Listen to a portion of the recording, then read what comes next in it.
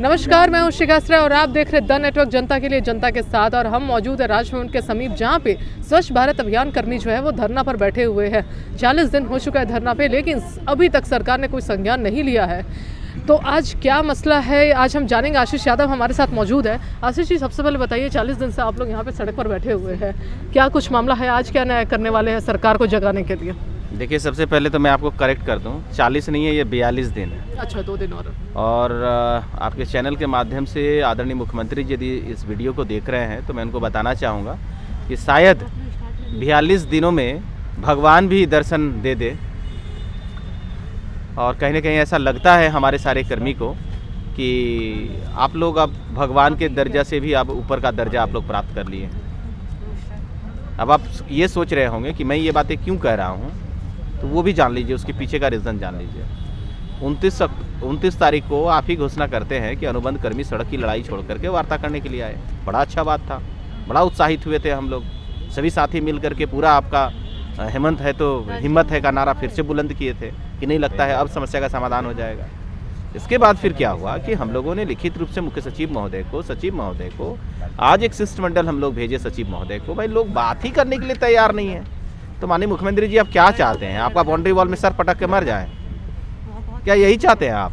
तो बोलिए, अभी जाते हैं। आप एक बार इजाज़त दे दीजिए, सोशल मीडिया में लिख दीजिए कि जितने भी एसबीएम कर्मी हैं सभी लोगों से अनुरोध है कि आप लोग आइए और अब मेरे वाल में सर पटक करके मर जाइए। तो जाते हैं आप ही के वाल में, यहाँ से ज़्यादा दूर भी नहीं है, 500-600 मीटर की दूरी में ही आपका घर है।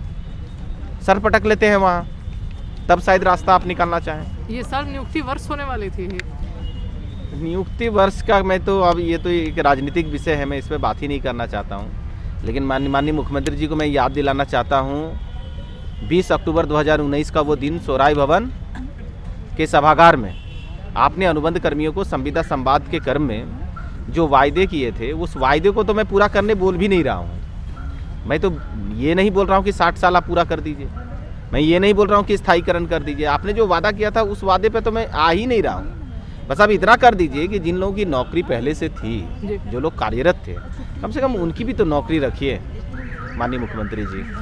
आपके हिसाब से ये सरकार का क्या स्ट्रैटेजी है, जो है उनको हटा देना फिर नई नियुक्ति के लिए लाना? आपके हिसाब से ये क्या हो रहा है? क्या सरकार की मंशा क्या हो सकती है इसके पीछे? देखिए, इसके पीछे का तो तर्क ही समझ में नहीं आता है। जो क्वेश्चन मार्क उत्पन्न हो रहा है, उस क्वेश्चन मार्क के पीछे जो कंटेंट है, उस कंटेंट को हम लोग खोज करके भी नहीं पा रहे हैं कि आखिर क्या करना चाहती है सरकार। नहीं रहा हूँ मैं तो ये नहीं बोल रहा हूँ कि 60 साल आप पूरा कर दीजिए, मैं ये नहीं बोल रहा हूँ कि स्थायीकरण कर दीजिए। आपने जो वादा किया था उस वादे पे तो मैं आ ही नहीं रहा हूँ। बस आप इतना कर दीजिए कि जिन लोगों की नौकरी पहले से थी, जो लोग कार्यरत थे, कम से कम उनकी भी तो नौकरी रखिए माननीय मुख्यमंत्री जी। आपके हिसाब से ये सरकार का क्या स्ट्रैटेजी है, जो है उनको हटा देना फिर नई नियुक्ति के लिए लाना? आपके हिसाब से ये क्या हो रहा है? क्या सरकार की मंशा क्या हो सकती है इसके पीछे? देखिए, इसके पीछे का तो तर्क ही समझ में नहीं आता है। जो क्वेश्चन मार्क उत्पन्न हो रहा है, उस क्वेश्चन मार्क के पीछे जो कंटेंट है, उस कंटेंट को हम लोग खोज करके भी नहीं पा रहे हैं कि आखिर क्या करना चाहती है सरकार। यदि मान लीजिए रोजगार का नंबर्स वो दिखाना चाहती है कि मेरे सरकार के द्वारा इतना रोजगार दिया गया, तो फिर तो आपको ये भी बताना पड़ेगा ना कि कितना आपने रोजगार छीनने का भी काम किया। ये भी तो संख्या आएगा ना कि हाँ, हमने 500 लोगों का नौकरी छीना और 400 लोगों को नौकरी दिया, तो आपकी उपलब्धि क्या हो गई। और आपको बताऊं, एक रिपोर्ट आई है बेरोजगारी दर के विषय में। झारखंड जो है पूरे भारत में तीसरा लार्जेस्ट बेरोजगारी दर जो है झारखंड का बड़ा है। और इसके बावजूद भी तमाम जो वादे हैं, तमाम जो कमिटमेंट है मंत्री का, माननीय मुख्यमंत्री जी का, वो आज धाराशाही होता हुआ नजर आ रहा है। इतने में निश्चित रूप से आप ये कह सकते हैं कि जो बेरोजगारी का आलम है, कहीं ना कहीं सरकार की गलत नीति की वजह से बेरोजगारी। डेफिनेटली नीति, हमको तो नीति निर्धारण तो खैर बहुत बड़ा टर्म हो गया। हमको तो लगता है कि लोकतंत्र ही और नहीं बचा है। हम लोग अपने दादा से सुना करते थे, मेरे दादा अंग्रेज के ज़माने में व्यवहार न्यायालय में कार्यरत थे। उस समय वो कहा करते थे कि जब अंग्रेज के ज़माने में भी प्रोटेस्ट हुआ करता था तो सरकार उसकी बात सुनने के लिए आगे आती थी। मैं अंग्रेज के ज़माने की बात कर रहा हूँ, पोस्ट इंडिपेंडेंट का। अरे भाई, देश आज़ाद देश है, संविधान बना हुआ है, लोकतंत्र में सबको अभिव्यक्ति की आज़ादी है। लगातार 42 दिनों से हम लोग सड़क में अपनी बातों को रखने का प्रयास कर रहे हैं। भाई, आप कम से कम संवैधानिक मूल्यों के आधार पर तो बात करने के लिए आइए, मानवीय संवेदना तो दिखाइए। संवेदनहीनता की जो पराकाष्ठा है, उस पराकाष्ठा को भी आप पार कर गए और इस पे कुछ नहीं कहना है।